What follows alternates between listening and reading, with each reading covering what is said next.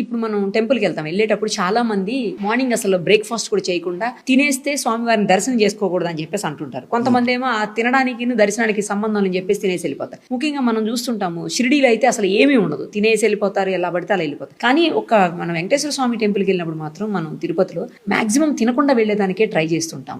తినేసి దర్శనం చేసుకోవచ్చా, వెళ్ళొచ్చా, వెళ్ళకూడదా అసలు? ఇప్పుడు అలా అంటే పొద్దున పూటనే దర్శనం పెట్టాలి.